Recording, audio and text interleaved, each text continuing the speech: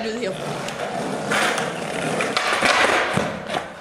Nate, can you teach me how to heel flip? Yeah, get your board. Let's go.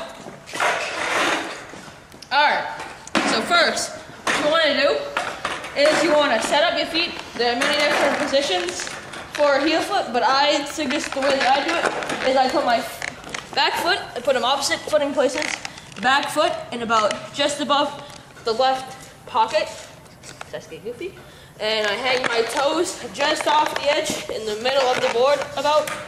Some people prefer to put it higher and, and I suggest that you have it in support of ollie first if you're going to try to do a heel flip. So,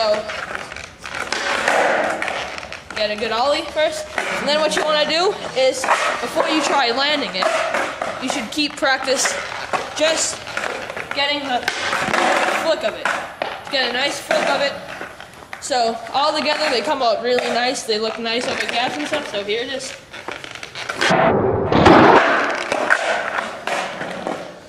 What do you think about that? Little boy? Yeah, I'm gonna